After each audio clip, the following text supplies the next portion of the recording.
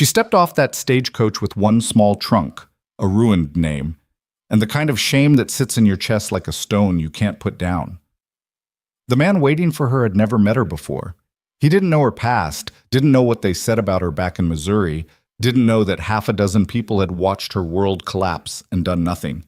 He only knew she had answered his advertisement, and when she broke down crying in front of strangers on a dusty street at the edge of nowhere, he didn't walk away. He took off his hat, looked her in the eye, and offered her something nobody had given her in a very long time. Simple, plain respect. If you want to know what happened next, stay until the end. Hit that like button and drop a comment telling me what city you're watching from. I want to see how far this story travels.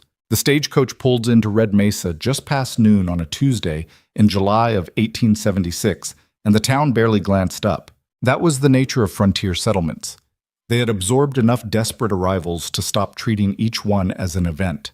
A new face meant nothing until it proved itself. The driver called out the stop, climbed down from his seat with the stiff movements of a man who had been sitting too long, and began pulling luggage from the rack without ceremony. Around him, the small cluster of buildings that made up Red Mesa baked quietly in the summer heat. A general store, a livery stable, a saloon with a warped front step, a church that had been started 3 years ago and never quite finished. Evelyn Mercer was the last passenger off the coach. She stood on the top step for a moment before climbing down, not because she was composing herself. She had given up on composing herself somewhere around the Kansas border, but because her legs had gone numb from the long ride and she needed a second to trust them again. She was 31 years old, dark-haired, with the kind of face that would have been called handsome under better circumstances. Right now it was just tired. Her dress was clean but wrinkled from 3 days of travel. She carried a small trunk that she had packed and repacked twice the night before she left St. Louis, trying to decide what a woman brings when she is starting over from absolutely nothing. She had settled on 2 dresses, a winter coat, her teaching certificates, and a wooden hairbrush that had belonged to her mother. That was everything. That was all of it. She made it off the coach step and onto the street, and then she stopped. The trunk was still up on the rack, and she didn't have the energy to ask for it. The sun hit her full in the face, and the heat was different out here. Not the thick, humid heat of Missouri summers, but something drier and more aggressive, like the land itself was asking what she thought she was doing here. She didn't have a good answer. A man was standing near the post at the edge of the boardwalk. She had noticed him while the coach was still rolling in. Hard not to, because he was watching the coach with a particular kind of focus, not the idle curiosity of someone with nothing better to do but the attention of a man who was waiting for something specific. He was tall, somewhere in his early 40s, with dark hair going gray at the temples and the kind of weathered look that came from years of working outdoors. He wore a plain hat, plain clothes, work boots with dried mud on them. He held the hat in his hands rather than on his head, which struck her as oddly formal for a man standing in the middle of a dirt street. He was looking at her. She looked back at him and felt the exhaustion of the past several months press down on her all at once. The broken engagement, the rumors that had spread through St. Louis faster than she could deny them, the friends who had quietly stopped calling, the library board that had let her go with a polite letter full of careful language that meant they didn't want to be associated with her anymore, the long weeks staying with a distant cousin who had made it clear she couldn't stay much longer. The trip west, the 3 days on that coach watching the country get emptier and emptier until it felt like she was riding toward the edge of a map. She had answered a mail-order advertisement in a newspaper. That was how low things had gotten. She had read the small, careful notice placed by a rancher in a place called Red Mesa, widower, 200 acres, seeking a woman of good character and sound mind for marriage and partnership. And she had written back, and they had exchanged letters for 2 months, and she was here. And now she was standing in a street in Wyoming with her trunk still on the coach and a stranger watching her, and something in her chest simply gave out. She didn't make a sound. It wasn't that kind of crying. It was the quiet kind, the kind that comes when you have held everything together for so long that your body just stops cooperating. Her shoulders dropped. Her eyes filled. She pressed the back of her hand against her mouth and stood there in the middle of the street and cried, and she couldn't make herself stop. She was vaguely aware that people were looking. Then there were footsteps, and the man from the boardwalk was standing in front of her, not close enough to crowd her, just close enough to be there. Miss Mercer, he said. His voice was low and unhurried, the kind of voice that didn't need to fill a room to be heard. I'm Cole Bennett. She wiped her eyes with the back of her hand. It didn't help much. I'm sorry, she said. I apologize. This isn't... You had a long trip, he said. It wasn't a question and it wasn't a dismissal. He said it the way you state a plain fact, like the sun being hot or the ground being dry. He put his hat back on and looked at the coach driver. That trunk hers? Yes, sir. I'll get it. He moved past her to the back of the coach and lifted the trunk down himself without waiting for the driver to do it, and then he carried it to a wagon parked on the side of the road. A solid, practical wagon pulled by two dark horses that looked well kept. He set the trunk in the back with some care, as though it contained something valuable, though she suspected he had no idea what was in it. She followed him, still pressing her fingers against her eyes, trying to get herself under control. He climbed up to the wagon seat and then looked down at her. He didn't offer his hand theatrically or make a production of it. He just looked at her with steady brown eyes and waited. I should tell you something, she said, before we go anywhere. All right. The things that were said about me in St. Louis, whatever you may have heard, or whatever reaches you later. She stopped. She had rehearsed this speech for 3 days on the coach, and now it was falling apart. I was engaged to a man named Gerald Whitmore. He came from money. He wanted a wife who would do exactly as he said and not have opinions about it. I had opinions. I ended the engagement. He was not... She took a breath. He was not gracious about it. He told people things about me that weren't true. He had enough standing in the city that people believed him. I lost my position at the library. I lost most of what I had, really. Cole Bennett looked at her for a moment. A horse somewhere in the livery stable made a sound. 2 men on the boardwalk outside the general store were watching the exchange without any particular attempt to hide it. I know, Cole said. She blinked. You... what? You told me most of that in your 3rd letter. You said you wanted me to know before I agreed to anything. He shifted on the wagon seat. I wrote back and said I still wanted to meet you. You wrote back and said you were coming. Here you are. She stared at him. He gestured at the seat beside him. Long drive back to the ranch. You want to get moving before it gets hotter? She stood there a moment longer, not because she was hesitating, but because she was trying to absorb the fact that this man, this stranger she had exchanged maybe a dozen letters with, had just made the past 3 months feel slightly less catastrophic than they had felt 10 minutes ago. He hadn't flinched, hadn't made a speech about forgiving her or giving her a chance. He had simply reminded her that they had already had this conversation and he had already made his decision. She climbed up onto the wagon seat. He clicked at the horses and they started moving. The ride out to the Bennett Ranch took the better part of 2 hours, and they spent most of it in silence.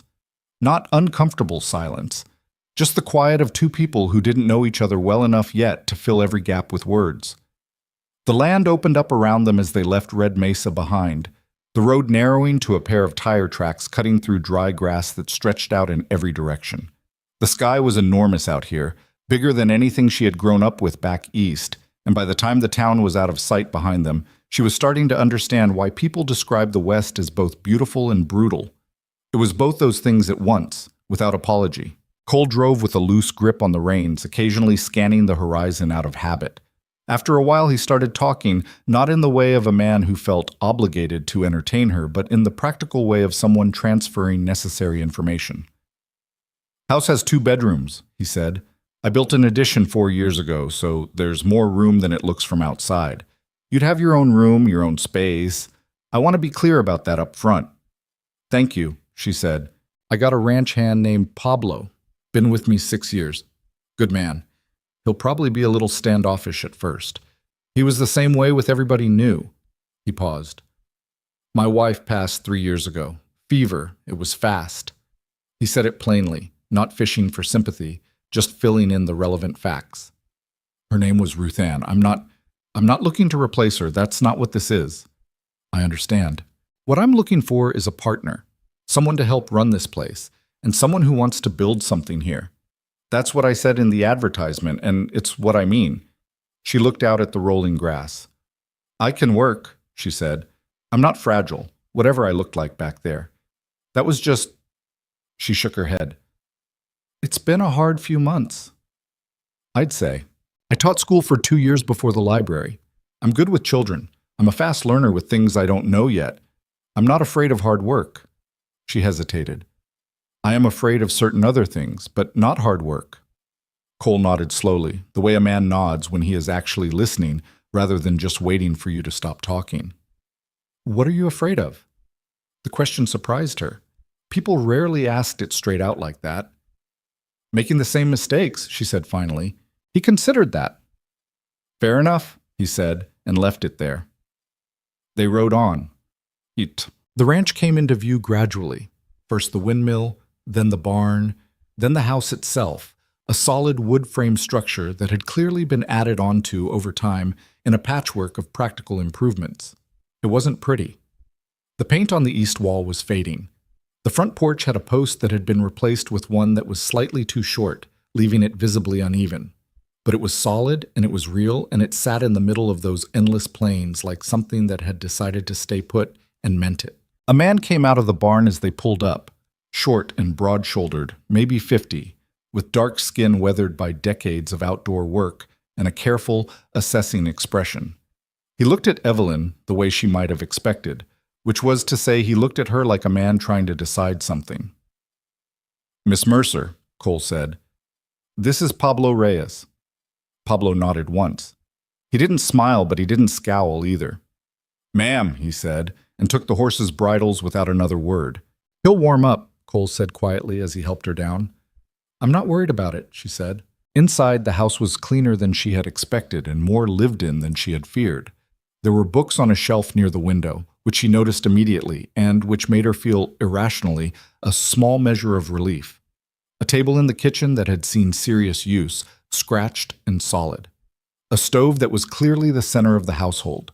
He showed her to her room, which was small but had a good window facing south, and then left her alone to settle in. She sat on the edge of the bed for a minute and looked around the room. Outside the window, the plain stretched out to a horizon so flat and far away it seemed impossible. Somewhere out there, miles back, was Red Mesa. And further back than that, 3 days east, was St. Louis and Gerald Whitmore, and a life that had been dismantled so thoroughly she barely recognized herself in the middle of it. She unpacked her trunk. The 2 dresses, the winter coat, the teaching certificates she wasn't sure anyone out here would ever want, the wooden hairbrush. She set the hairbrush on the dresser and looked at it for a moment. Then she went to the kitchen to see what needed doing. The first week was a series of small adjustments and a few larger ones. She was up before Cole most mornings, which surprised him. She could tell from the way he came downstairs to find the stove already lit and coffee already made and had to reorganize whatever he had planned to say. She cooked well enough, though frontier cooking required different things than what she was used to, and she asked questions directly rather than pretending she knew how to do things she didn't. Cole answered them without condescension, which she appreciated. The ranch ran on a schedule that didn't stop for anything except severe weather, and she inserted herself into it as quickly as she could. There were chickens to manage, a kitchen garden that had been neglected since Ruth Ann's death and needed serious attention, laundry, mending, and 1,000 small tasks that kept the house functional. She did all of it, but she also started riding out with Cole in the evenings to understand the larger operation. The cattle, the pasture management, the fencing that needed constant attention along the north boundary. She fell off a horse on her 3rd day. Not dramatically, just a stumble, a moment of overcorrection, and then she was sitting in the dirt with her dignity in pieces and her left arm stinging from hitting the fence rail on her way down. Pablo was the only one who saw it. He walked over, looked down at her, and offered his hand.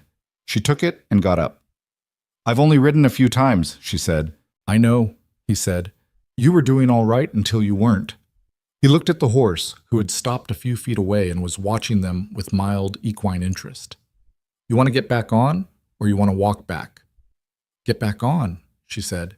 Pablo nodded once, and for the first time she thought she saw something shift in his expression. Not quite warmth, but something adjacent to respect. He held the horse steady while she remounted, and they rode back to the barn without another word about it. That evening at dinner, he told Cole that she had good instincts with horses. She kept her face neutral and said nothing. Red Mesa was 12 miles from the ranch, And Evelyn's first real encounter with the town proper came at the end of that first week when Cole drove in for supplies and she came along. The town was small enough that a new face was news. She felt the attention as soon as they stepped down from the wagon. Not hostile exactly, but weighing, the kind of attention that a place gives someone it hasn't made up its mind about yet. Cole seemed either unaware of it or practiced at ignoring it. He moved through the general store with comfortable ease, talking to the owner, a heavyset man named Harlan Briggs, about an order that had come in late.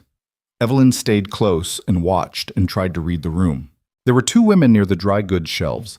They acknowledged her with the careful politeness of people who were reserving judgment. She returned it in kind. A man she didn't know tipped his hat to Cole and glanced at her with undisguised curiosity. "The new Bennett woman," she heard someone murmur. She had been called worse. She kept moving. The real moment came outside when they were loading the wagon. A man crossed the street toward them with the deliberate ease of someone who had decided to make an approach and was taking his time about it. He was well dressed for a frontier town. Good boots, a hat that cost more than most people around here spent on a month of food. He had the kind of broad, handsome face that probably worked in his favor in most situations, and he seemed to know it. "Cole," he said, nodding at Bennett. Then his eyes moved to Evelyn. "And this must be the new arrangement." Cole's jaw tightened almost imperceptibly. "Evelyn Mercer," he said. "Miss Mercer, Wade Crowley. He runs the Double C north of here." "Miss Mercer." Crowley touched the brim of his hat. He was smiling, but it was the smile of a man performing civility rather than feeling it. "Quite a journey from St. Louis, I imagine." "It was," she said evenly. "I hope Red Mesa meets your expectations." There was something in the way he said it, a faint emphasis on expectations, that told her exactly what kind of man Wade Crowley was. She had met his type before. Gerald Whitmore had been his type, just with a city polish instead of a frontier one. "I don't have fixed expectations," she said. "I find it's better to form opinions from experience." Crowley's smile stayed in place, but something behind it went a little flat. "Wise," he said. He looked back at Cole. "We should talk about the water rights on the north fence when you have a moment." "Come by the ranch," Cole said. His voice hadn't changed, but Evelyn noticed he had moved, subtly, slightly forward, positioning himself differently than he'd been standing before. "I'll be there." Crowley nodded, touched his hat at Evelyn again, in a way that somehow managed to be dismissive without being obviously rude, and walked back across the street. Cole watched him go for a moment, then turned to the wagon. "He's trouble," Evelyn said. It wasn't a question. "He has been," Cole said. He picked up a sack of flour without elaborating. She filed the name away. Wade Crowley. She had been in Red Mesa less than 2 hours, and she already had a sense of the shape of what was coming. I'm not. The second week brought the first real storm. It came in fast the way summer storms did out here. A darkness building on the western horizon that went from notable to threatening in under an hour. Cole saw it coming and started moving with a focused urgency that told Evelyn it was serious. He and Pablo got the cattle into the lower pasture and secured the barn while she battened down the house, shutters, doors, anything loose that could become a projectile in high wind. The storm hit in the early evening and was worse than she had prepared for. The wind didn't build gradually. It arrived at full force, driving rain sideways against the windows, and the noise of it made the house feel small and temporary. She had grown up with Missouri thunderstorms, which could be dramatic, but this was something different. This felt more personal, as though the weather out here wasn't random but directed. Cole and Pablo came in soaked, and she had hot coffee waiting and dry towels and a stew she had kept going on the stove. And afterward, the three of them sat at the kitchen table and listened to the wind work against the house and didn't talk much but didn't need to. Somewhere around midnight, after Pablo had gone to his quarters in the barn, Cole and Evelyn were still at the table. The storm was still going outside, but it had settled into a steadier rhythm. The lamp between them threw orange light against the walls. "Does it always come that fast?" she asked. "Usually faster," Cole said. He wrapped both hands around his coffee cup. "You handled it well today." "I just did what needed doing." "That's what handling it well looks like." He looked at the table. Ruth Ann hated storms. She'd go quiet for days after a bad one. He said it simply, without grief performing itself. Just a fact about a person. She sounds like she was someone, Evelyn said. She was. He looked up at her briefly, then back down. This is strange, he said. Sitting here with someone. It's been 3 years of quiet evenings. I can imagine.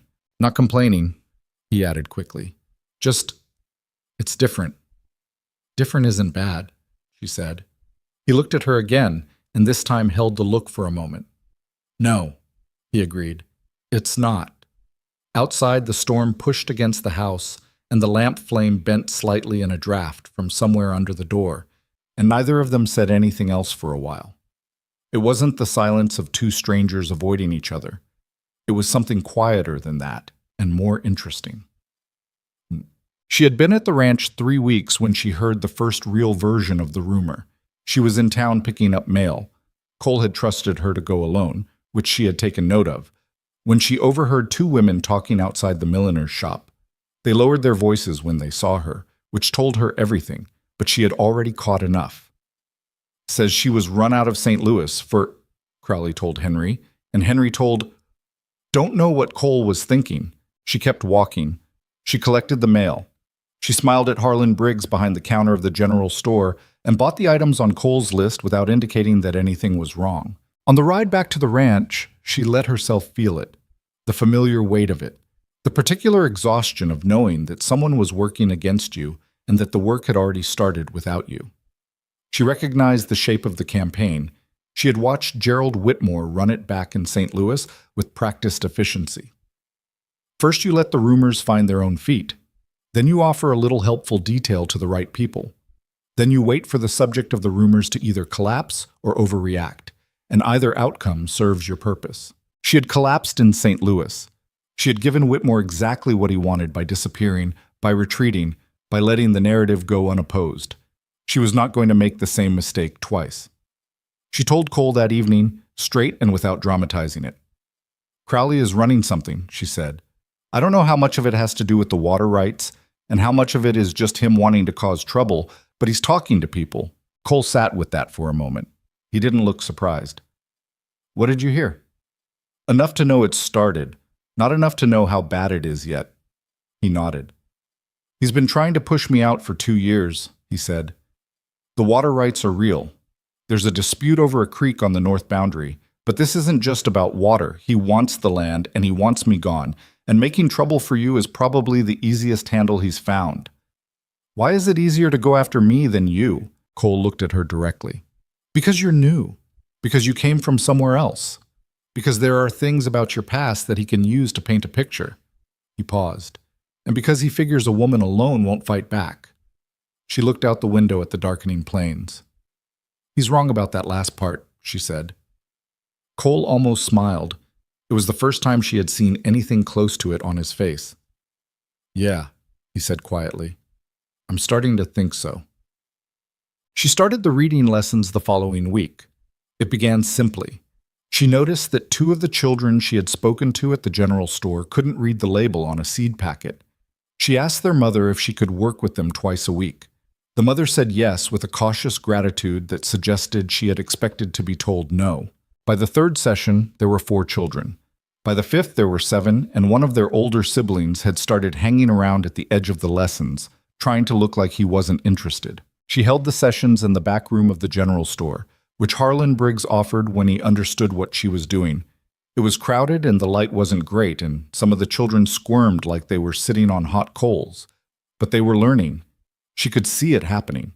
The moment when a word clicked into recognition, the expression on a child's face when something that had been opaque suddenly became readable. She had always loved that moment. It was the best thing about teaching.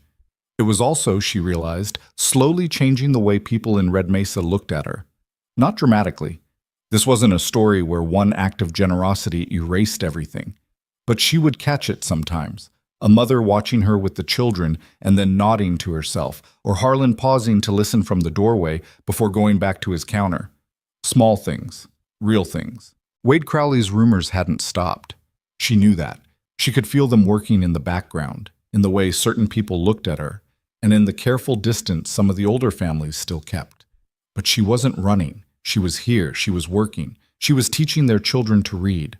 And she was starting to understand that in a place like Red Mesa, where people had to build things with their hands every single day, what you did with your time meant more than what someone said about you in a rumor. She was going to make them see her, not the version of her that Whitmore or Crowley described, the real version, the one who got back on the horse after she fell, the one who had coffee ready during the storm, the one who showed up every week in that back room and worked with their children until the word stopped being a mystery.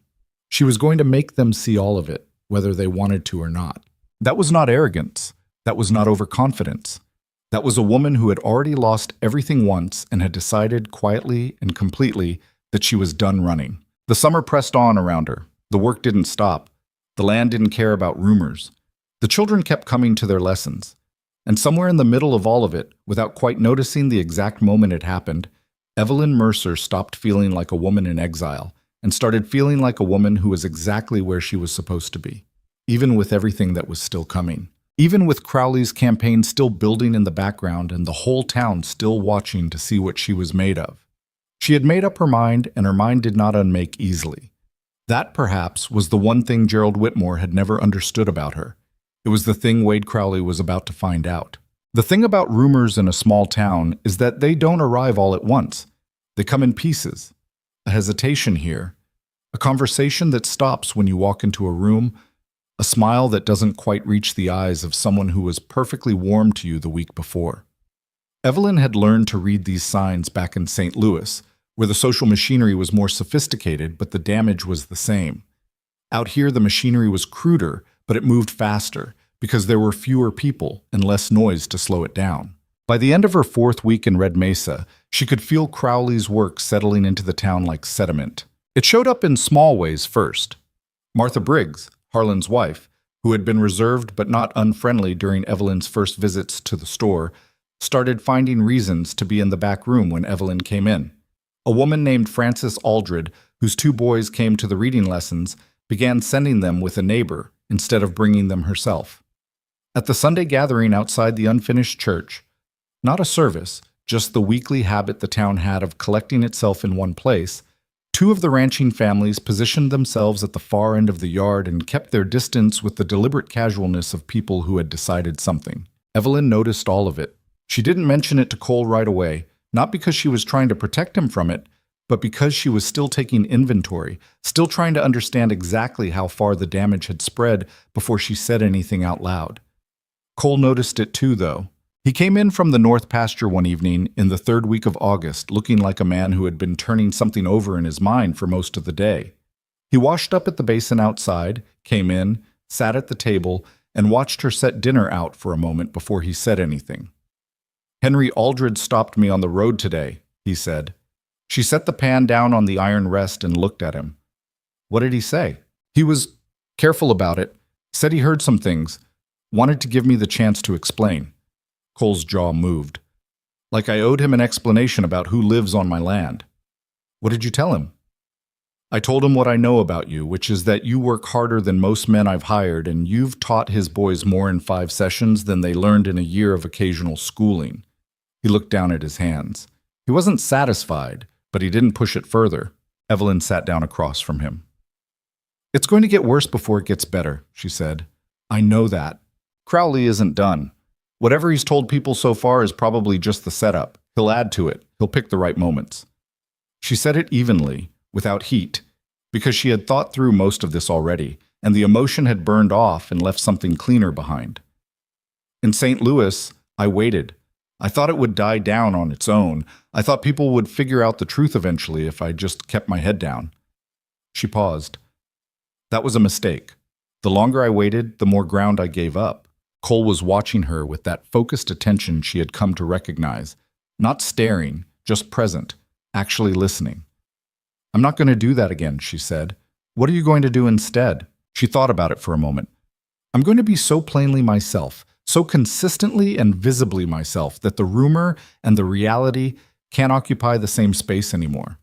People will have to choose between what Crowley says and what they see with their own eyes." She looked at him. "That's a slower strategy. It doesn't feel satisfying, but it's the one that holds." Cole nodded once, then he picked up his fork. That's about the most sensible thing I've heard anyone say in a long time, he said, and started eating. She almost laughed.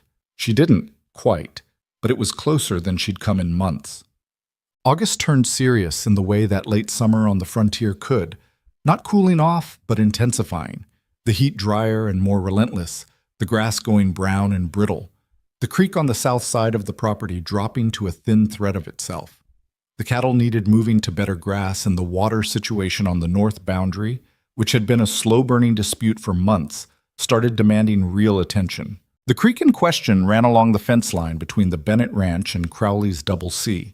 For most of the year, it was narrow but reliable, fed by snowmelt from the mountains to the west.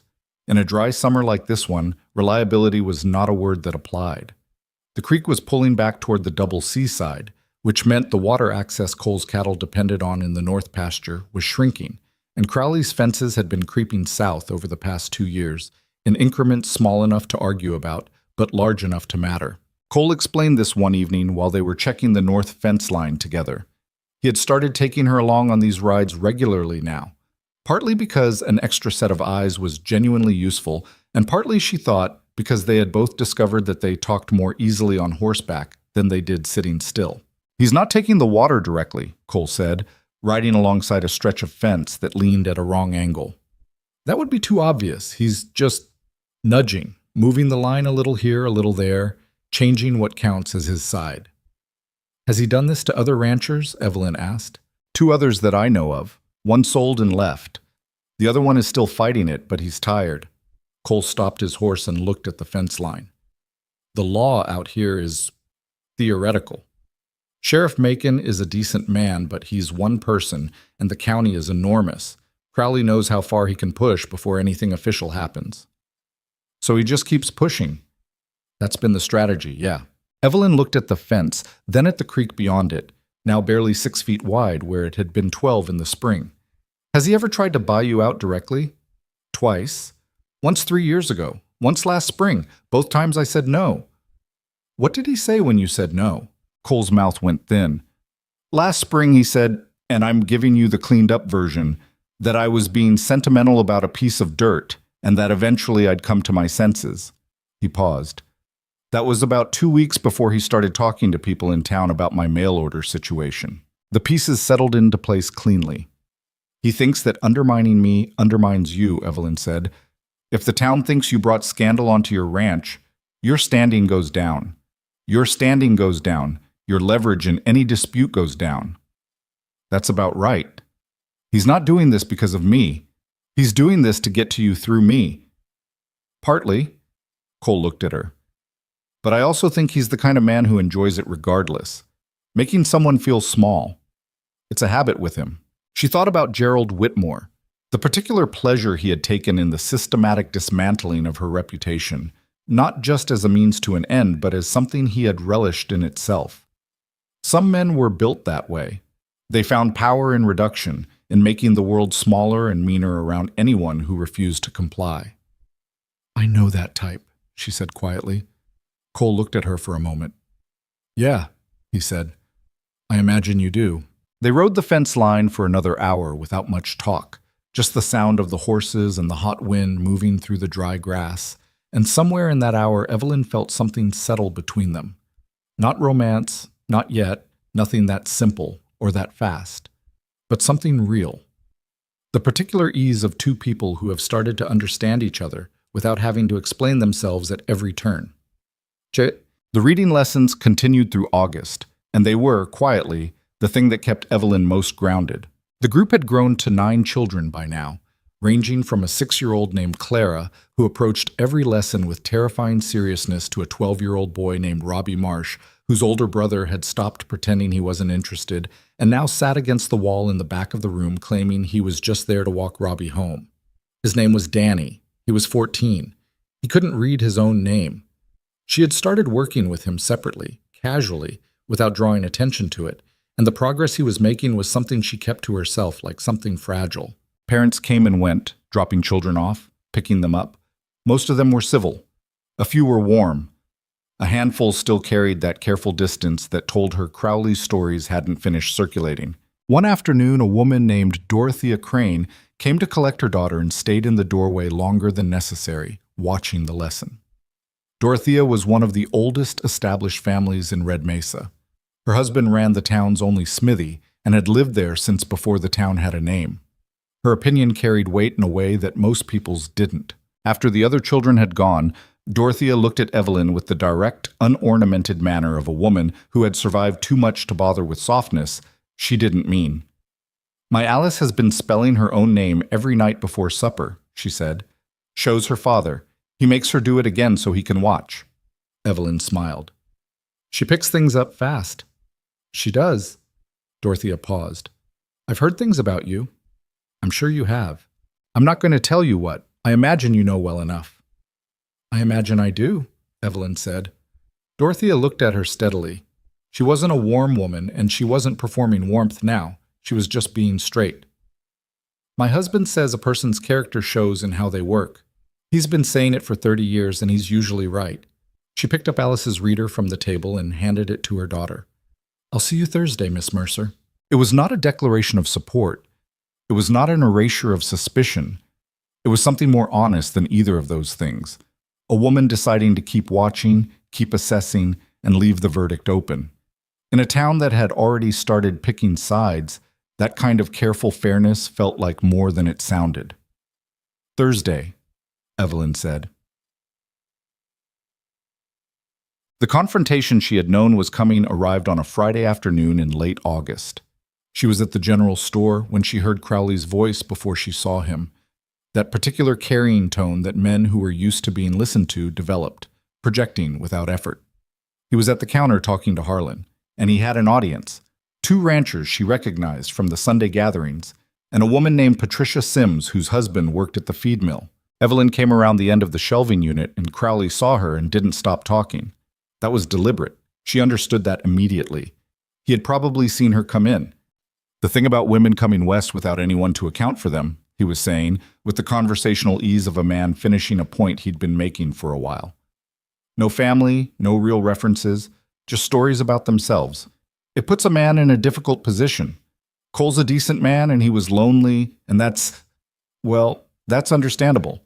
But decent men can be taken advantage of by someone who knows how to present herself." The store went quiet, in the specific way of a room where everyone is suddenly paying close attention while trying to look like they're not.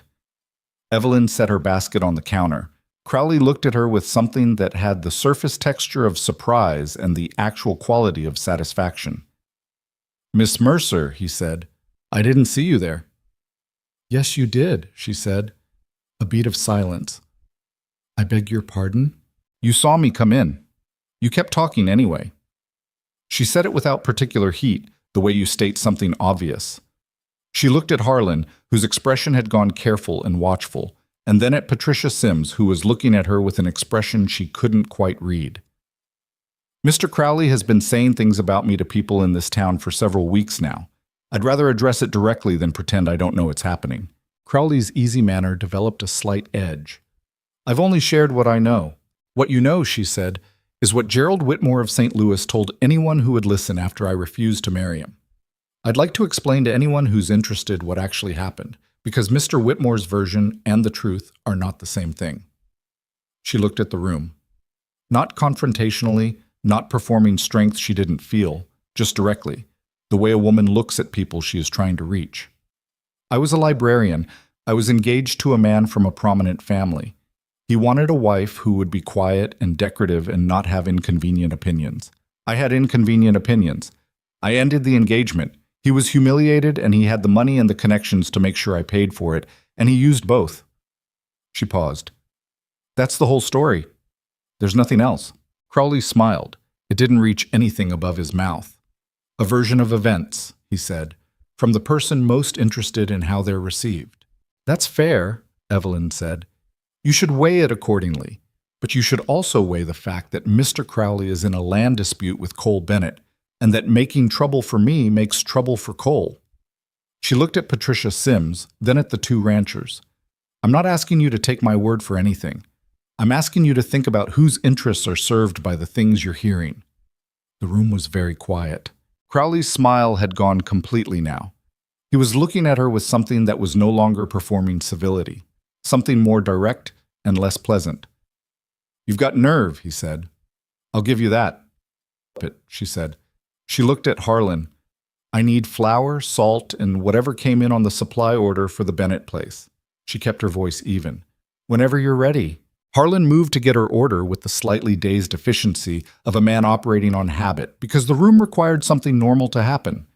Crowley said nothing further. The two ranchers exchanged a glance that she couldn't interpret. Patricia Sims was still looking at her with that unreadable expression. Evelyn stayed at the counter and waited for her order, her hands flat on the wood surface, her breathing steady. Inside, her heart was going harder than she would have preferred, but that was between her and herself. She had not retreated. She had not collapsed. She had stood in that room and said the true thing out loud in front of witnesses, and whatever happened next, that could not be taken back. Cole was at the barn when she got home, repairing a section of gate that had been giving trouble. He looked up when she came in with the wagon, read something in her face, and set down his tools. She told him what had happened while she unhitched the horses. All of it, straight through. He listened without interrupting. When she finished, there was a pause. "You all right?" he asked. "Yes." "You sure?" She looked at him. "I'm not fragile, Cole." "I know you're not. I asked if you were all right, not if you were fragile. Those are different questions." She considered that for a moment. Her hands were still moving through the familiar motions of unloading the wagon without her having to think about it. "I'm better than I expected to be," she said finally. Saying it out loud in a room full of people was harder than I planned for, but I'm glad I did it. Cole nodded. He picked up one of the flour sacks and carried it toward the house, and she followed with another. "Crowley's going to be angry," he said. "He already was." "Angrier then?" "Probably." They set the supplies down in the kitchen. Cole stood at the table for a moment, and she could see him working through something, not second-guessing her, something else. "I should have been there," he said. "You didn't know I'd need you to be." "Still." He looked at her. There was something in his expression she hadn't seen from him before. Not guilt exactly, but the particular discomfort of a man who is used to handling problems directly and doesn't like learning that a problem happened while his back was turned. "Next time something's building up like that, tell me sooner. Not because you can't handle it, because—" He stopped, looked for the right words, didn't entirely find them. "Because you shouldn't have to handle everything alone." The kitchen was warm from the afternoon heat still sitting in the walls. Outside, Pablo was talking to the horses in the low, even way he had, the words carrying faintly through the window without being intelligible. "All right," she said quietly. It wasn't a dramatic moment. Nobody would have written a song about it, but it was real, and she filed it away in the place where she kept things that mattered. The wooden hairbrush on the dresser, Danny Marsh learning to read his own name, Pablo's hand reaching down to help her up from the dirt. Cole Bennett saying you shouldn't have to handle everything alone. It was August in Wyoming, and the land outside was dry and hard, and Crowley wasn't done, and the town was still watching, and none of that had changed. But something had. The days after the confrontation at Briggs' store were strange and suspended, like the air before a storm that hasn't decided yet whether it's going to break. Evelyn went about her work and waited. She had learned enough about how these things moved to know that what she had said in that store would take time to settle.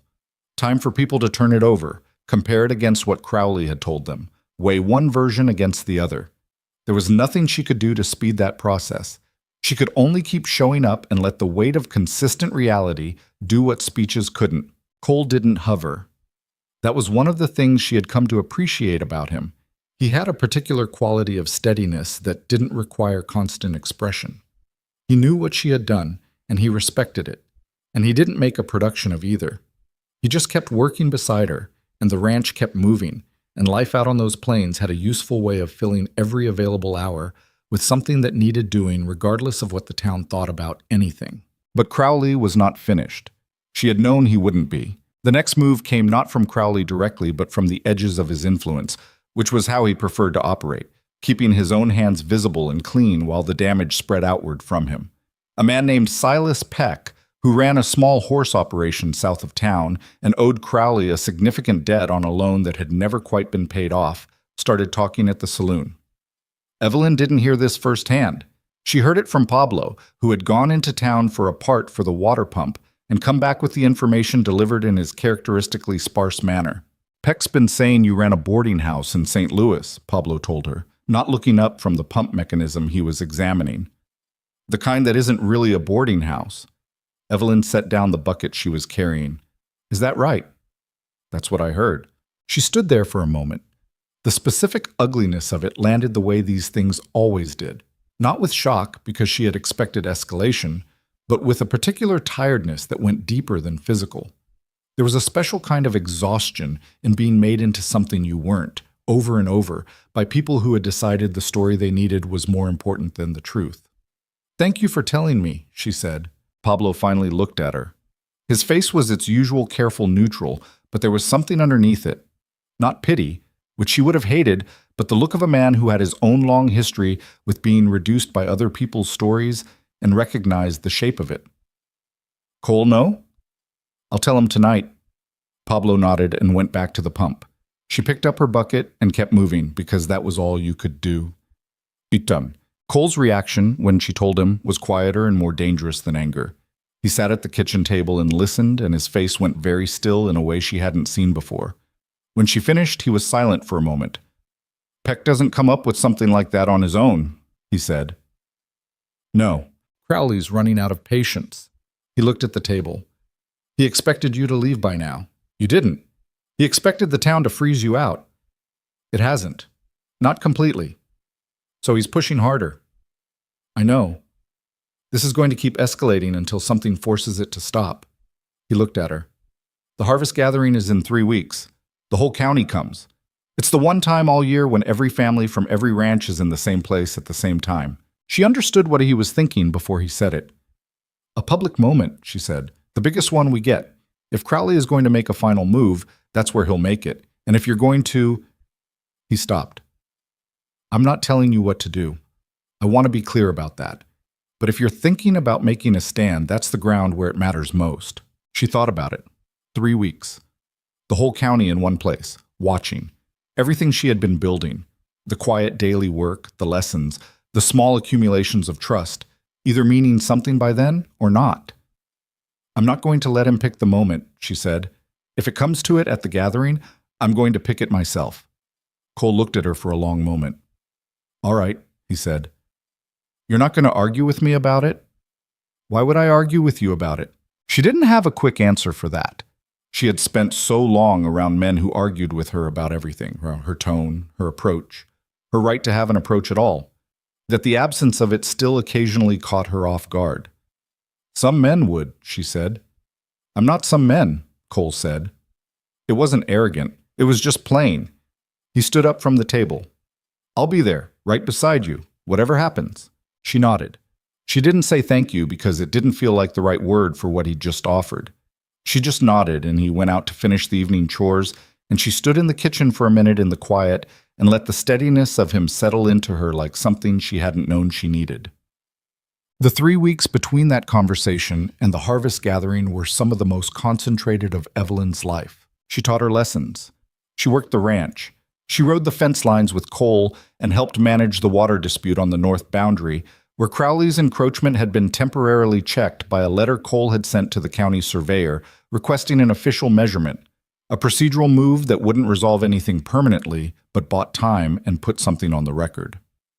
She helped Pablo with a difficult birth in the cattle, standing in a cold pre-dawn barn for 2 hours holding a lantern while he worked with quiet, focused expertise, and coming out the other side with a calf that survived, and a deeper understanding of why Pablo was worth 6 ordinary ranch hands. She also, during those 3 weeks, had a conversation with Dorothea Crane that she would think about for a long time afterward. It happened on a Thursday after the reading lesson. Alice had gone home ahead of her mother, and Dorothea had stayed behind, which was unusual. She sat down across from Evelyn at the small table without preamble and folded her hands. I've been asking around, Dorothea said. About you, about St. Louis, about this Whitmore person. Evelyn kept her expression neutral.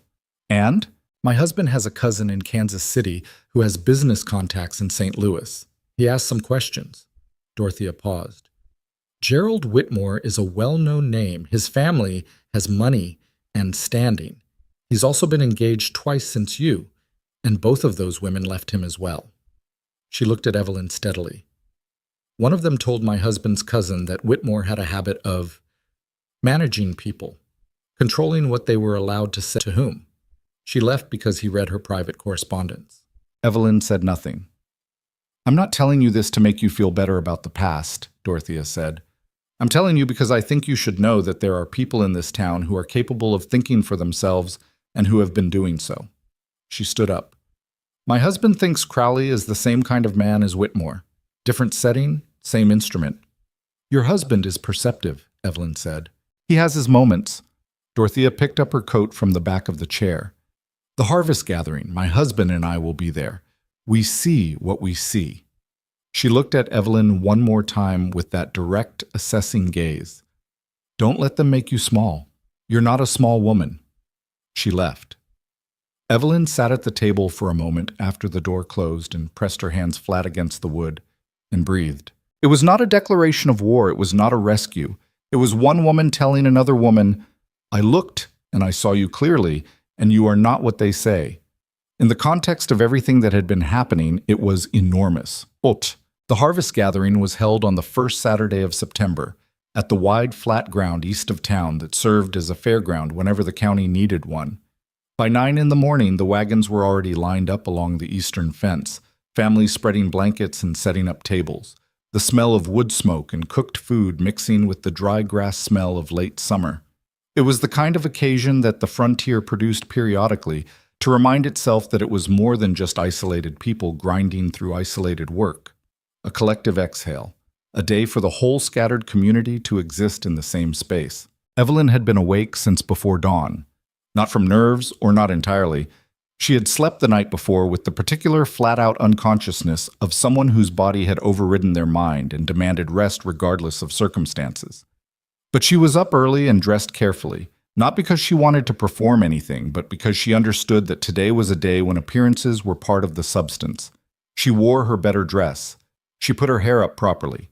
She looked at herself in the small mirror above the dresser for a moment, not with satisfaction, just with assessment. The way you check your equipment before a difficult job. The wooden hairbrush caught her eye. She picked it up and used it and set it back down, and went downstairs. Cole was already at the table. Pablo had decided not to come. He never came to the gathering, which was his right, and he had offered to stay and keep an eye on the property, which was useful.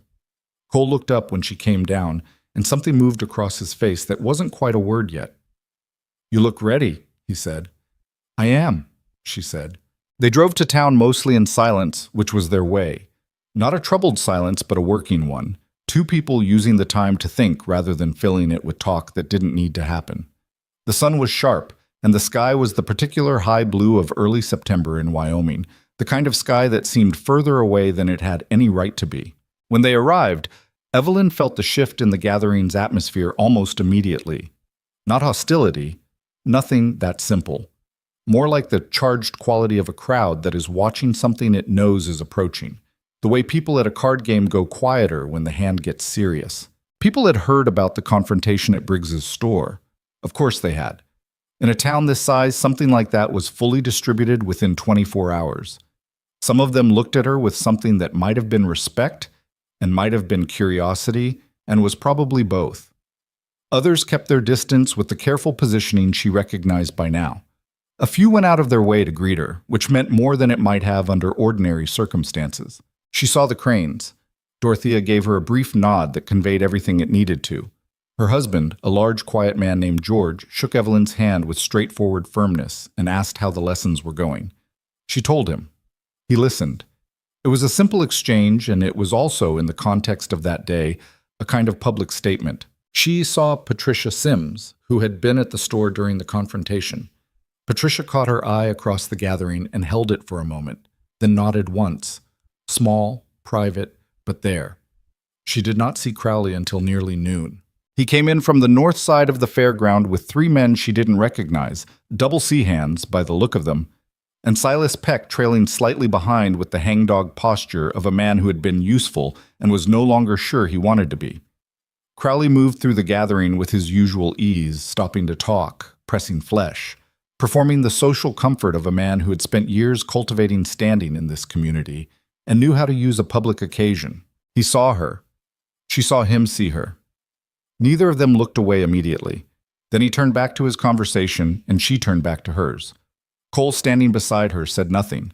His hand was not on her arm. He wasn't positioning himself protectively. He was just standing next to her, present, easy, a fact of the landscape. The afternoon moved. There was food, there were children running, there was the ordinary noise and warmth of a community feeding itself and talking and existing together. Evelyn moved through it and spoke to people and watched and waited, because she knew something was coming and she had decided she was going to meet it on her own terms.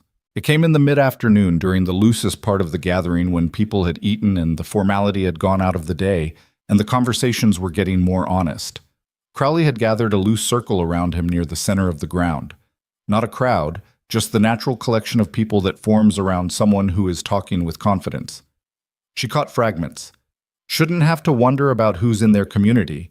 A man's reputation in this county is only as good as the company he keeps. She walked toward it. Cole said quietly, "Evelyn." "I know," she said. "Come if you want to." She heard him fall into step behind her. She walked into the edge of that loose circle and stopped. Crowley saw her and paused mid-sentence. The people around him turned. She recognized several of them. Henry Aldred, the Marsh family, 2 men from the other side of the county she'd seen at the Sunday gatherings. Maybe 15 people in total, and beyond them the general drift of the gathering, which was beginning to notice. "Mr. Crowley," she said. Her voice was level and clear. "I think we should finish this conversation." Crowley smiled. He was good at that smile. Warm and assured on the surface, nothing underneath it. "Miss Mercer, I was just talking with some neighbors." "I know what you were talking about." She looked at the people around her, not confrontationally, but directly. The way she looked at her students when she wanted them to actually hear something.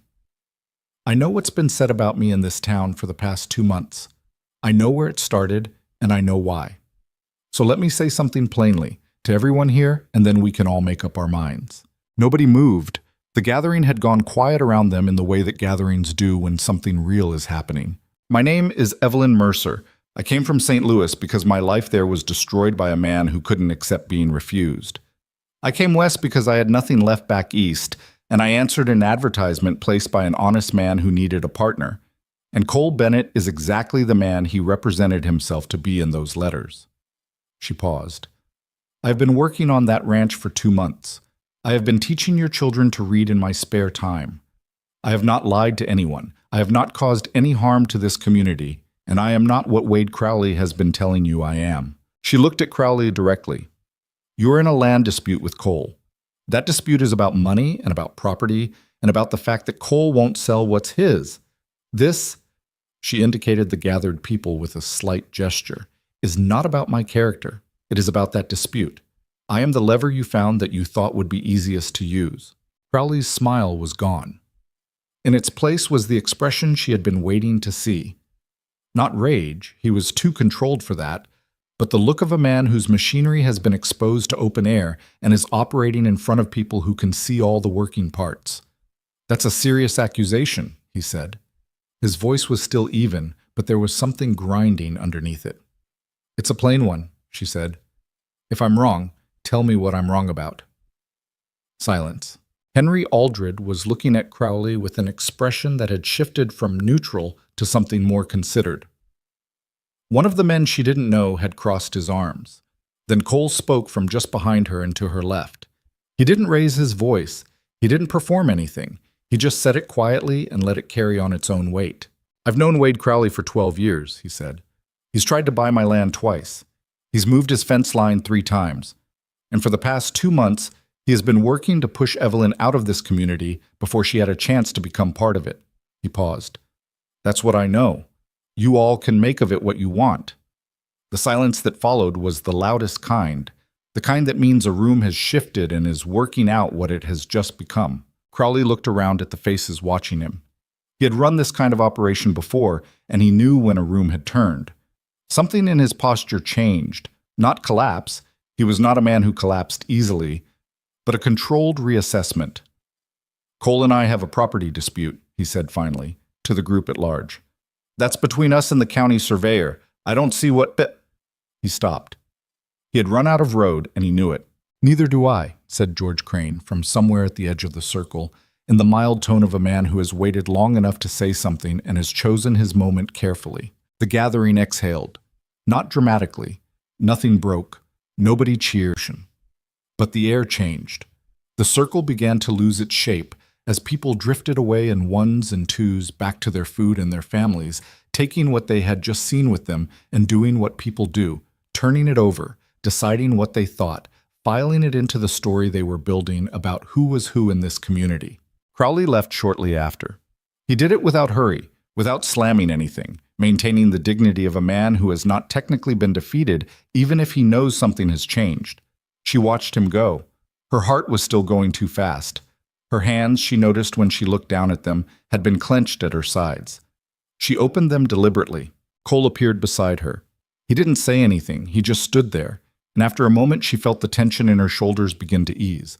Not all at once, but gradually, the way Cole does when you finally come in from outside. "You all right?" he asked. It was the same question he had asked after the store. She had given him the same answer then. She gave him a different one now. "Not entirely," she said, "but I will be." He nodded. Someone called his name from across the gathering, and he excused himself and went. Evelyn stood where she was for a moment longer, looking out at the fairground. The families, the children, the smoke and noise and ordinary life of a community that had just watched something and was now deciding what it meant. She had done what she came to do. She had said the true thing in the loudest room available, and she had not flinched from it, and Cole had been there, not in front of her but beside her. And the difference between those two positions was everything. It was not over. She knew that.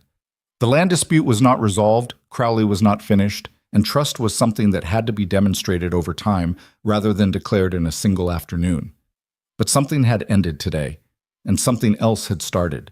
And standing in the September light on the Wyoming plains with the noise of her community around her, Evelyn Mercer felt, for the first time in a long time, that the ground under her feet was solid. Not because anyone had given it to her, because she had stood on it and refused to move. The weeks after the harvest gathering moved differently than the weeks before it.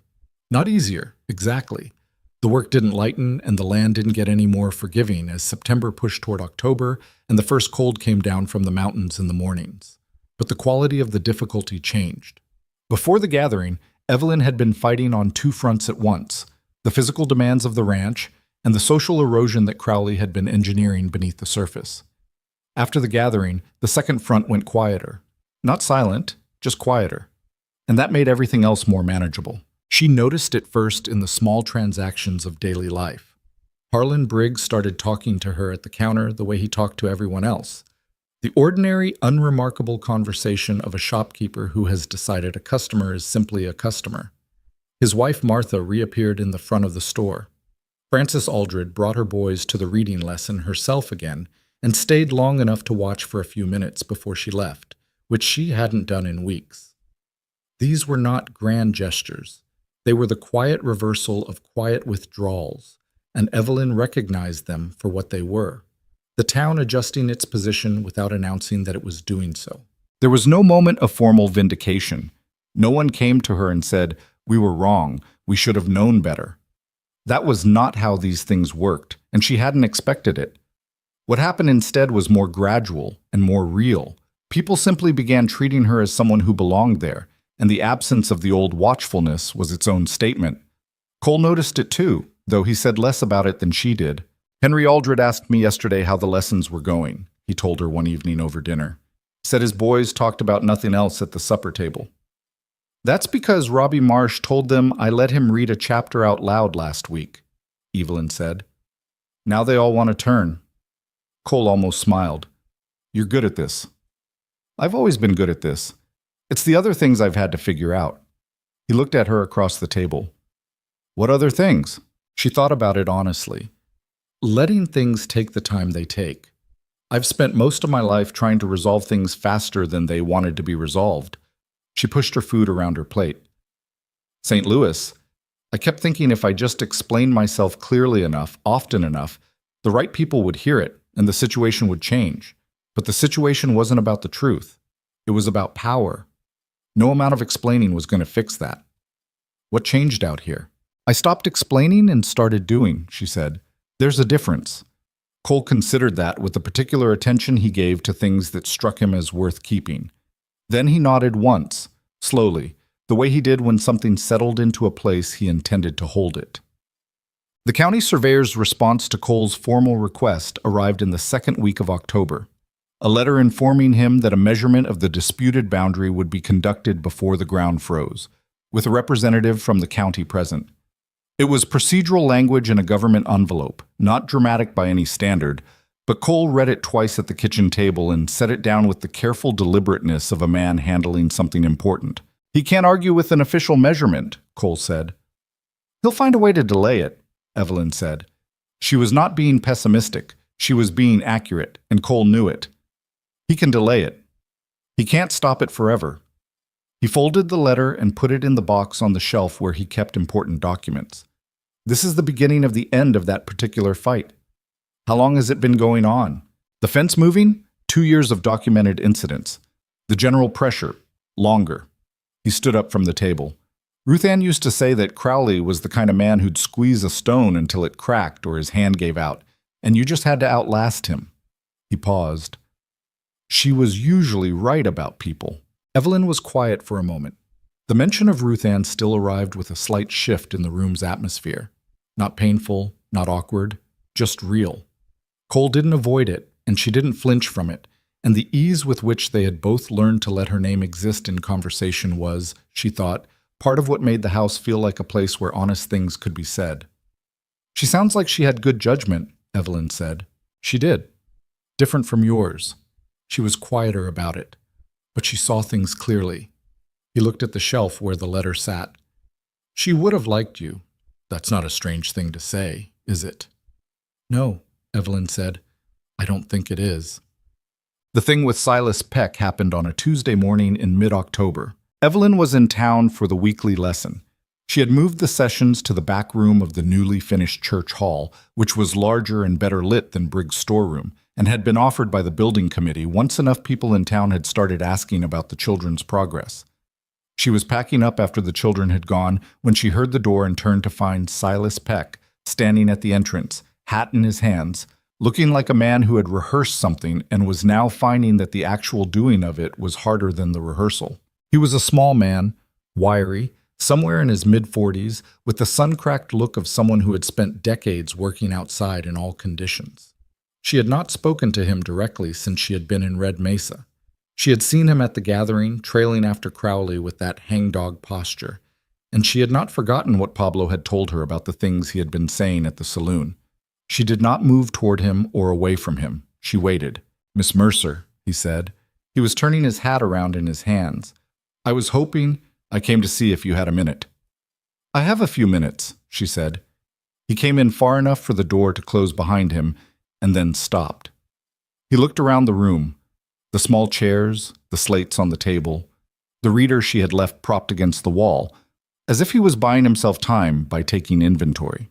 I said things, he started, about you, at the saloon and, other places. He stopped. His jaw worked. They weren't true things. I knew they weren't true when I said them. Evelyn looked at him steadily. Crowley, I owe him money, a significant amount.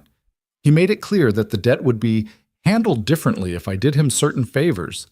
Peck's voice had the flat sound of a man reading from a document he is ashamed of. I told myself it wasn't serious, that it was just talk, that it wouldn't really hurt anyone. He finally looked up at her directly, and his face had the particular expression of someone who has been carrying something long enough that the carrying itself has become the problem. I've seen what it's done. I've watched people treat you like something's wrong with you for 2 months because of things I said, things I made up. The room was quiet. Outside, a wagon was passing on the street, the sound of it moving through the wall and then receding. Why are you telling me this now? She asked. It was a genuine question, not an accusation. Because I watched what happened at the gathering, he said, and I watched Cole Bennett stand there, and I watched you say what you said, and I went home and I couldn't sleep. He looked down at the hat in his hands. And because my daughter has started coming to your lessons. Clara. Evelyn stilled. Clara. The 6-year-old with the terrifying seriousness who had been one of her first students, who approached every word on the page like a problem she personally intended to solve. "She's been coming for 2 months," Evelyn said. "I know, her mother brings her." He paused. "I didn't connect it at first. Clara never said your name at home. She just said her teacher." He swallowed. "Last week she spelled my name for me, at the supper table. She put the letters down with her finger on the tablecloth like you'd taught her." His voice caught slightly on the last sentence. He pressed his mouth together and regained it. "She was so proud of herself." The silence stretched. "I don't know what I'm asking for," he said. "I'm not asking you to forgive me. I'm not sure that's something you're obligated to give. I just needed to say it to your face." Evelyn looked at him for a long moment. This was not Gerald Whitmore, who had known exactly what he was doing and had done it with relish. This was a man who had been used as a tool and had let himself be used because he was scared of his debts and scared of Crowley, and who had arrived in her classroom to account for it because his daughter had spelled his name on a tablecloth. "I won't pretend it didn't do damage," she said, "because it did, and some of it isn't fully repaired yet." He nodded. He didn't try to minimize it. "But I accept what you've said," she said. "And Clara is a remarkable student. She has been from the first day." Something in Peck's face shifted. Not relief exactly, something more complicated than relief. The look of a man who has been braced for worse and has received something he didn't earn and knows the difference. "Thank you," he said quietly. He put his hat back on and left.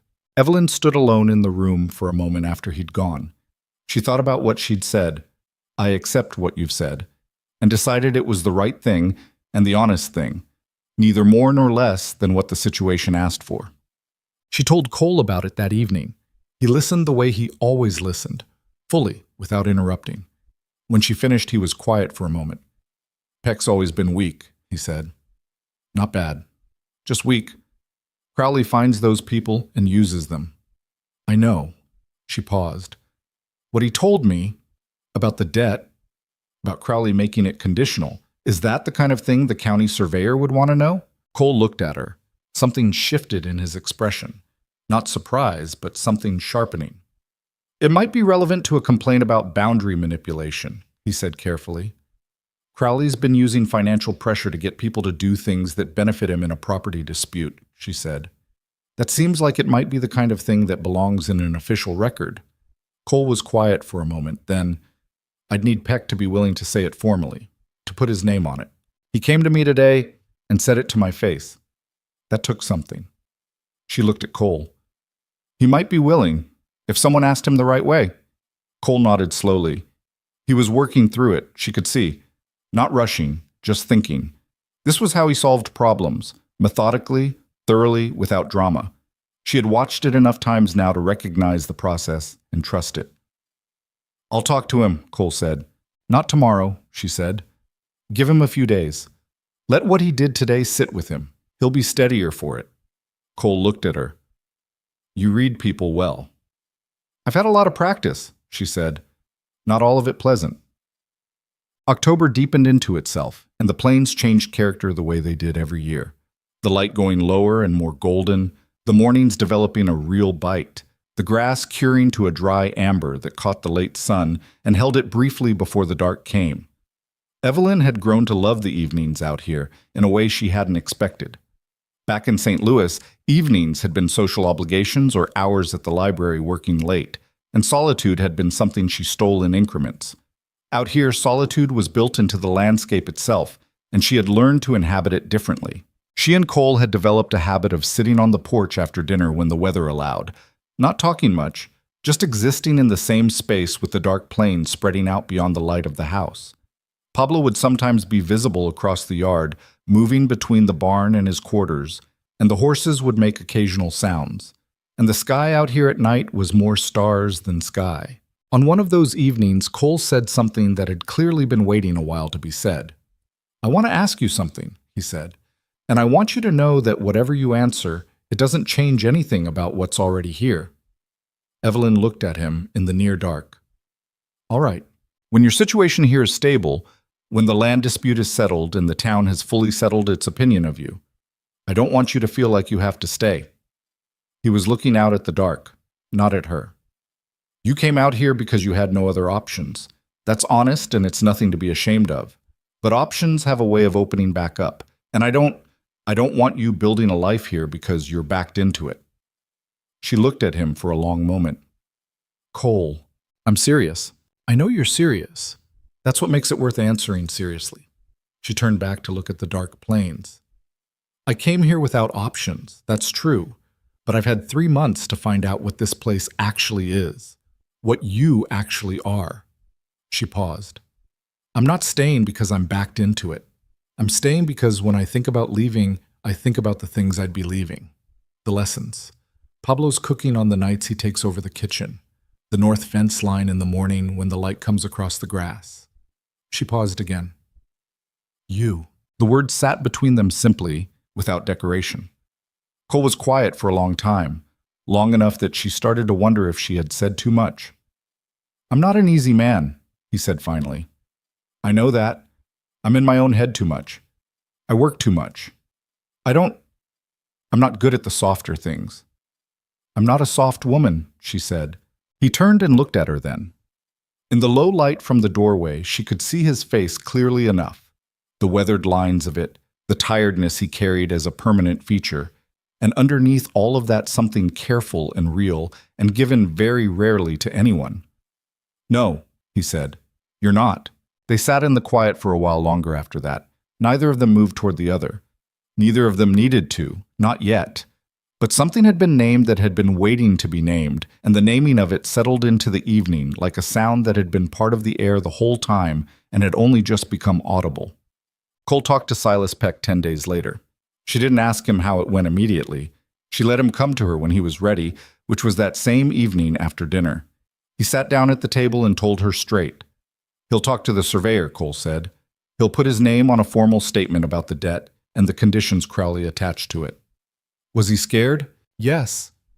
But he said he was going to do it anyway. Cole looked at the table. He said, he paused.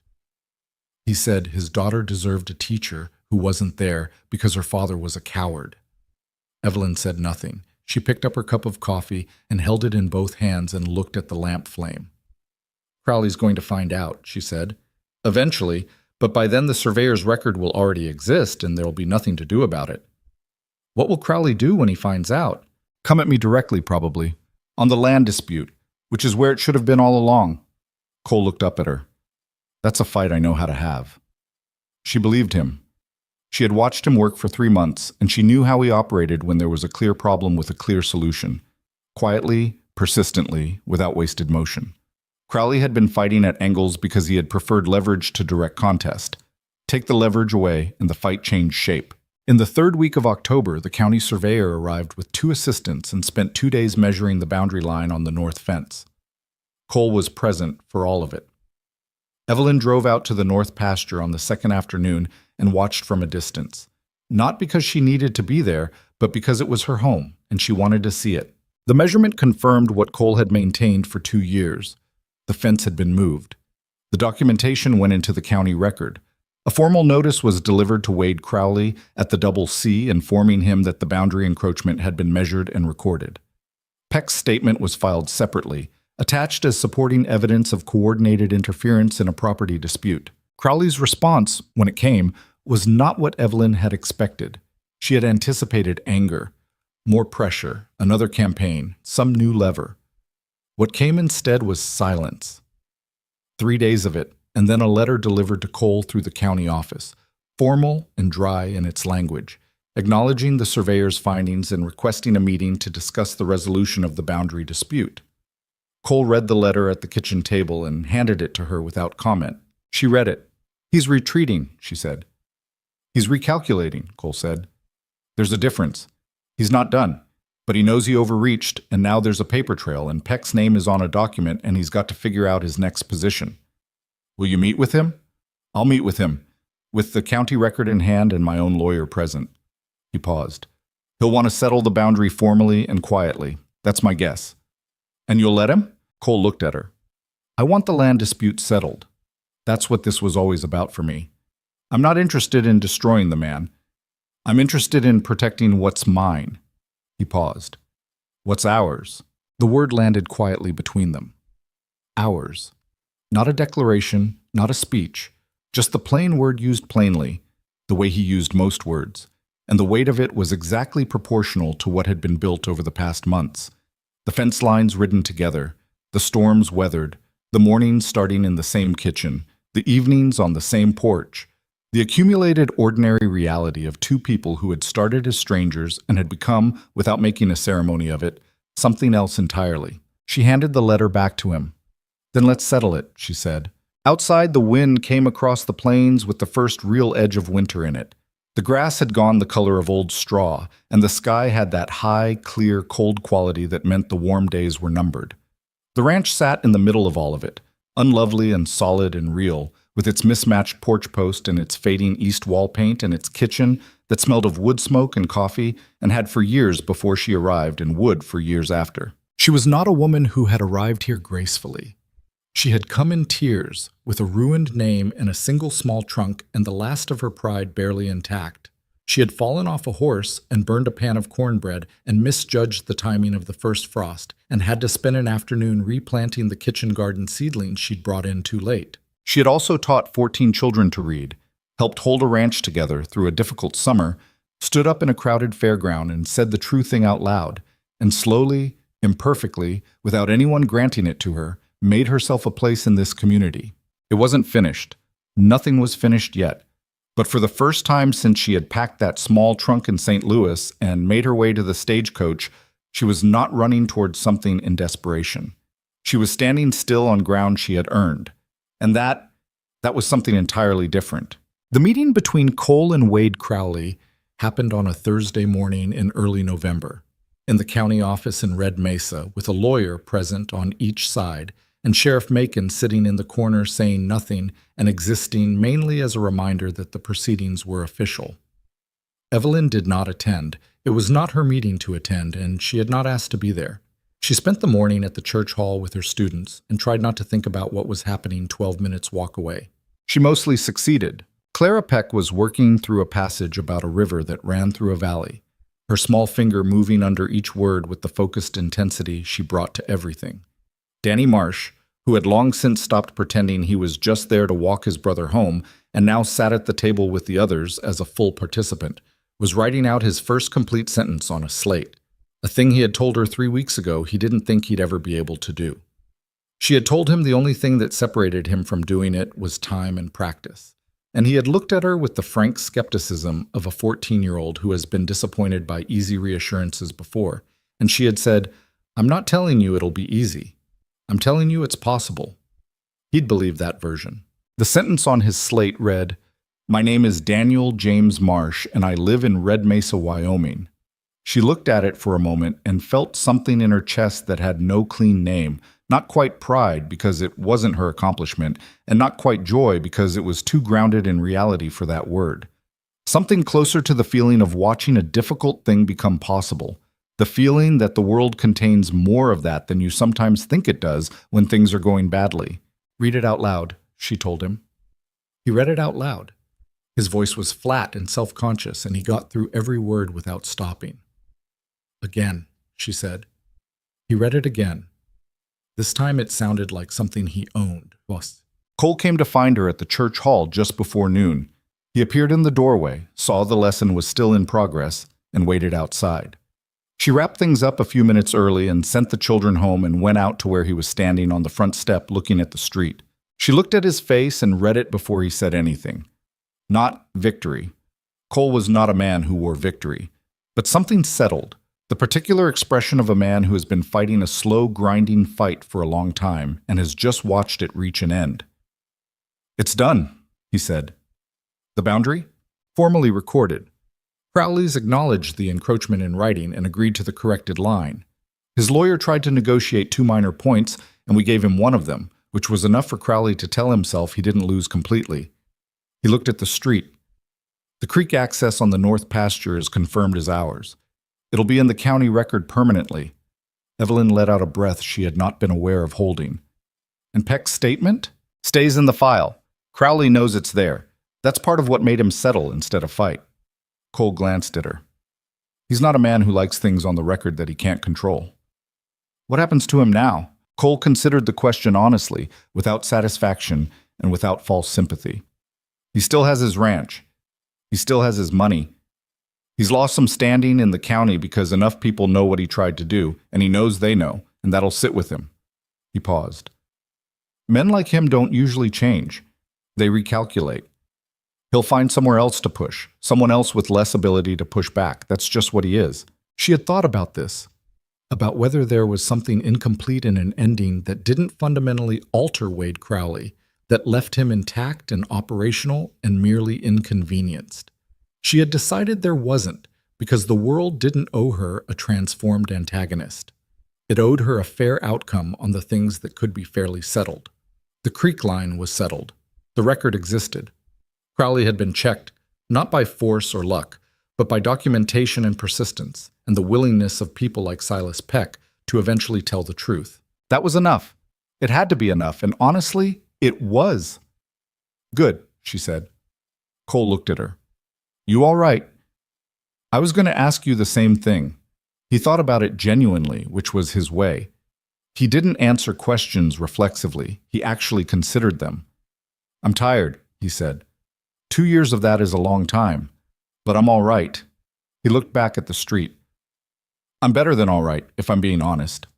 She understood what he meant without needing him to elaborate.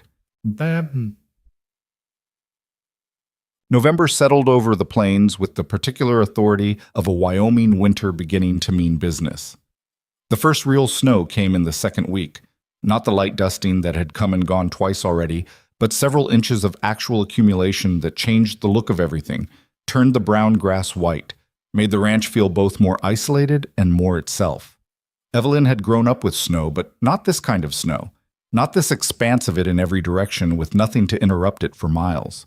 She stood on the porch the morning after that first real storm and looked at it and felt something she hadn't expected to feel.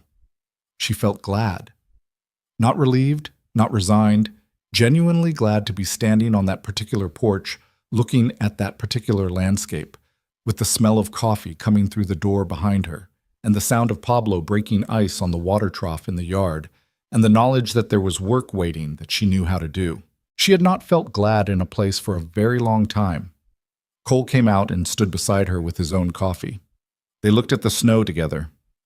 It'll be a hard winter, he said. You say that every year, she guessed. Every year I've been here. Sometimes I'm right. And when you're wrong? Then it's a mild winter and I wasted a lot of worry. He drank his coffee. Either way, the cows need feeding. She laughed. It was a real laugh. Not performed, not the polite social version she had deployed for years in St. Louis drawing rooms, but the actual laugh of someone who finds something genuinely funny because they are genuinely present in the moment that produced it. It surprised her slightly, the realness of it. Cole looked at her sideways. Something in his face was open in a way it usually wasn't in the mornings before the day had worked on him. That's the first time I've heard you laugh like that, he said. Like what? Like you meant it. She looked at him. I've been laughing for months. You've been smiling, being polite. This was different. He wasn't pressing it, just noting it, stating a fact the way he stated facts. She thought about that. He was right, and she knew he was right, and the fact that he had noticed the difference told her something about how carefully he had been watching her, not with suspicion or analysis, just with the kind of attention that people give to things they care about. I'm happy, she said. The word came out slightly blunt and unembellished, the way true things sometimes do when you stop dressing them up. I'm actually happy. I don't know the last time that was straightforwardly true. Cole looked back at the snow. Good, he said. It was the same word she'd used when he'd told her the land dispute was settled, and it carried the same weight. Not small, not simple, just exact. It was Pablo who made the formal observation first, which surprised her, and then, on reflection, didn't. She was in the barn in the third week of November, helping him with a routine check on the horses, and they were working in the companionable near silence they had developed over months of shared work, when he said without preamble and without looking up from what he was doing, "He's better with you here." She looked at him. He was examining a foreleg with the focused attention he gave everything practical. "What do you mean?" she asked, though she had a sense. After Ruth Ann died, he worked. Pablo moved to the next horse. That's all he did. Morning to dark, 7 days. I don't know what I thought. That's just how he was going to be. He was quiet for a moment. He talked less than he does now. And he wasn't mean about it. That's not what I mean. He was just away somewhere, even when he was standing right in front of you. She was quiet, listening. He's not away anymore, Pablo said. He finished his examination and straightened up and looked at her with the direct simplicity of a man who had said the thing he came to say. That's all. He went back to work. She stood there for a moment holding a brush she had stopped using and thought about Cole Bennett at that kitchen table 3 years ago, after Ruth Ann's fever, starting a morning that had no particular reason to be started. Doing it anyway. Working the ranch through the grief of it alone, except for Pablo, who had his own way of staying and his own way of helping that didn't announce itself. She thought about the advertisement Cole had placed in a newspaper, carefully worded, honest, a little formal. The advertisement of a man who had decided that being alone was not the same thing as being in the right condition and that he had enough left in him to try again. She thought about herself reading it in a room in St. Louis after everything had fallen apart, thinking, this is the most desperate thing I have ever considered doing. Both of them had been right about what they needed. Both of them had been scared of what finding it might cost. They had arrived at each other through the least romantic possible mechanism. A newspaper listing, a few letters, a stagecoach, and they had built something real, and the building of it had been awkward and slow and imperfect in every way that things built by imperfect people are imperfect. She would not have changed a single ungainly piece of it. December arrived and the ranch contracted into the smaller, closer life of a hard winter. The cattle were in the lower pasture, the water trough was broken and fixed and broken again. The north wind found every gap in the walls of the house, and Evelyn spent 2 days tracking them down and blocking them with rags soaked in linseed oil, a technique Pablo had shown her. And Cole had come home to find her on a ladder patching the top corner of the east wall, and had stood below the ladder with his hands in his pockets, saying nothing useful, and being there in case she fell. She didn't fall. The reading lessons moved to a twice-weekly schedule in December because the weather made daily travel impractical, but attendance didn't drop. Parents drove their children in through cold that had no particular interest in their convenience because the children wanted to come. Danny Marsh, who had started the winter unable to read a single word, was by December working his way through a primer that was intended for 8-year-olds and finding it not nearly difficult enough. She ordered more advanced material through Harlan Briggs, who by now processed her orders with the brisk efficiency of a man who had long since decided she was simply part of the fabric of town commerce. Dorothea Crane came to the lesson one December afternoon and stayed after, as she sometimes did. The building committee has been talking, Dorothea said, with the directness that was her permanent mode of communication. About what? About a proper school. A real one. With a dedicated building. Dorothea looked at her steadily.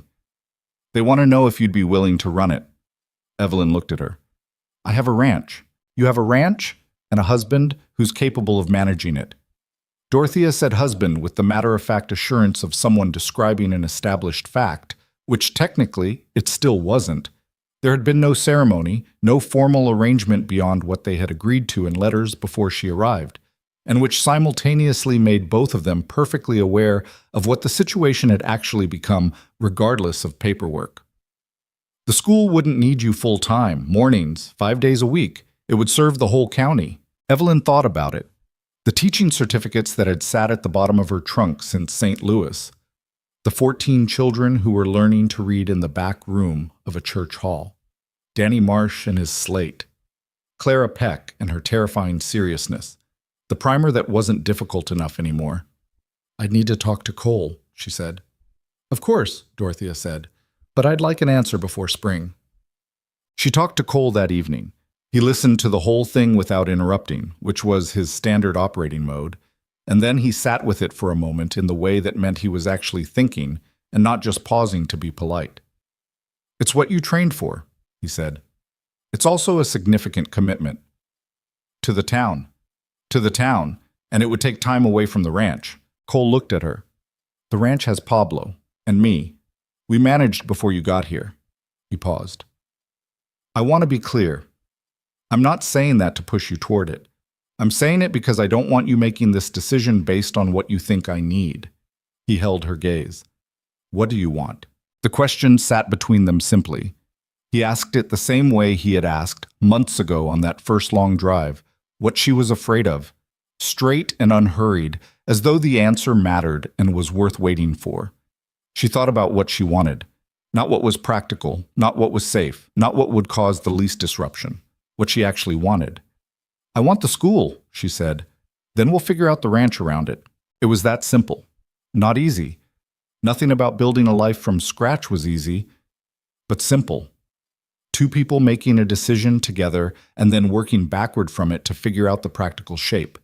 That was a thing she had not understood was possible until she had lived it for 5 months in the company of a man who treated her judgment as a thing worth consulting. She had spent years in St. Louis around men who smiled and opened doors and made speeches about the importance of women of character, and who could not tolerate a woman who actually exercised the character they claimed to admire. Cole Bennett had never made a single speech about it. He had simply, from the first day, treated her opinions as relevant and her decisions as hers to make. It was the most radical thing anyone had ever done for her, and it had been done so quietly she had almost not noticed. The formal conversation happened on a Saturday night in late December, in the kitchen with snow pressing against the windows and the lamp burning between them on the table, and both of them knowing that what they were talking about was not actually a new thing but the naming of something that had been true for a while. "We should talk about what this is," Cole said. He said it without preamble, the way he said everything. "What do you think it is?" she asked. He looked at her with those steady brown eyes. "I think it's a life we've been building. I think it's something I wasn't sure I'd have again after Ruth Ann. And I think—" He stopped. He pressed his mouth together for a moment. "I'm not good at this part." "You're doing all right," she said. "I think you're the most honest person I've met in a long time," he said. "And I think the ranch is better, and I'm better. And I want this to be formal, real. I want us to be married in whatever way you want, whenever you're ready, if that's what you want." He said it plainly, without ornament, without getting down on a knee or constructing a romantic occasion out of it. It was simply Cole Bennett saying the true thing in the most direct available language, which was the only language he reliably spoke. She looked at him across the table in the lamplight, the lines in his face, the gray at his temples, the particular stillness of a man who has asked the most important question he knows how to ask, and is now just waiting honestly for the answer. "It's what I want," she said. He nodded once. Then he reached across the table and covered her hand with his. Not dramatically, not like a scene from a novel. Just his hand over hers, warm and steady, a fact. They sat like that for a while with the snow outside and the lamp between them, and no particular need to fill the silence with anything more.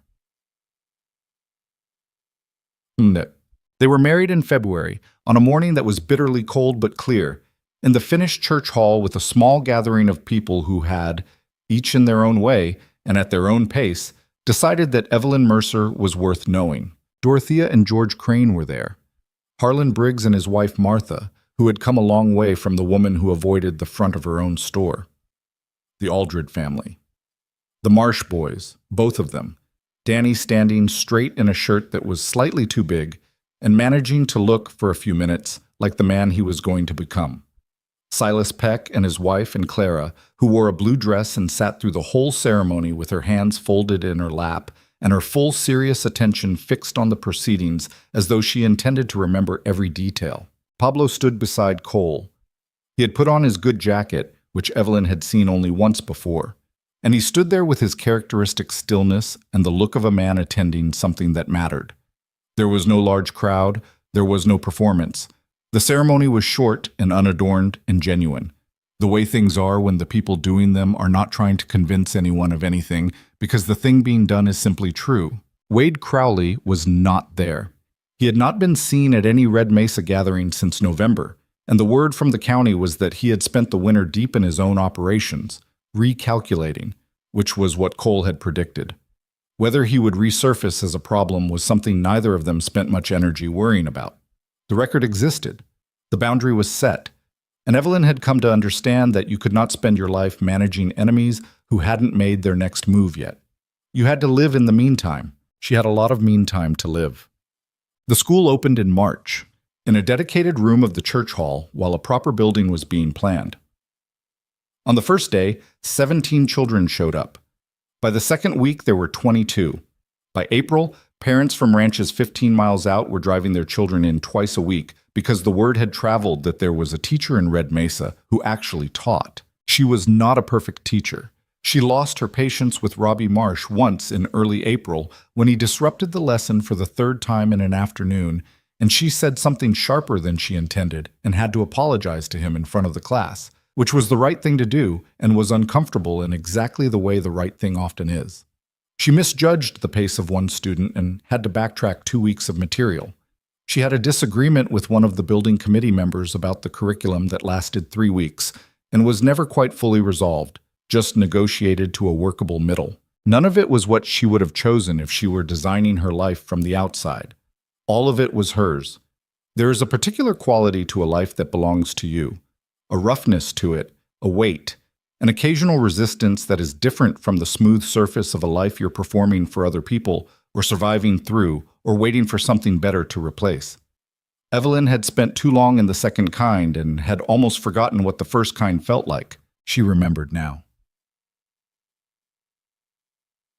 On a Sunday in April, she rode out to the north fence line alone. She did this sometimes when she needed to think, or when she didn't need to think and just wanted the space of the plains and the particular silence of being somewhere that asked nothing of her. The creek was running well again, snowmelt from the mountains filling it back to a width that made the summer drought seem briefly impossible. The fence line was solid and correctly placed and had a stake at the corner with the county marker on it, a modest piece of iron that represented 2 years of Cole's persistence and Silas Peck's courage and the simple, dogged fact that the truth, properly documented and refused to be abandoned, eventually holds. She sat on her horse at the north boundary and looked out at the land. She thought about the woman who had stepped off the stagecoach 9 months ago, shaking and exhausted and crying in front of strangers on a dusty street. She did not think of her with contempt or even with the distant sympathy you feel for a past self who didn't know better.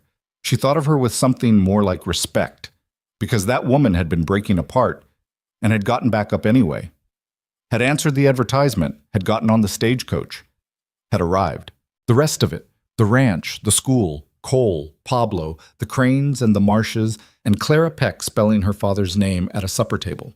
None of it would exist if that woman had not made the desperate, unglamorous, absolutely necessary decision to try one more time.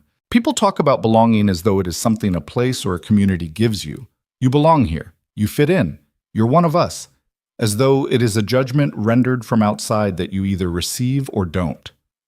Evelyn had spent most of her life waiting for that judgment, adjusting herself to try to earn it, and watching it be withdrawn by people who had their own uses for her exclusion. What she understood now, what 9 months of living on these plains in this imperfect house with these imperfect people had taught her, was that belonging is not a verdict. It is a practice. It is the daily work of showing up and being honest and doing what you said you'd do and getting back on the horse and teaching the lesson and saying the true thing in the crowded room even when your hands are shaking. It is built. Slowly, unglamorously, out of materials that don't look like much on their own. She had built it, with her own hands and her own choices and a stubbornness she had once been ashamed of and had finally decided was simply a part of her, as fixed as the color of her eyes. The creek moved in the morning light and the plains stretched south, and the sky above Wyoming was enormous and indifferent in the way it always was. And Evelyn Bennett, she had taken the name in February without ceremony and without particular sentiment, just as a fact of what her life had become, sat on her horse at the north fence line and looked at all of it. She thought, this is mine, not in the grasping sense, not in the sense of possession, in the sense of truth. This is mine, in the way that a life honestly lived is yours, not because you deserve it more than someone else, not because you won it, but because you were present for it.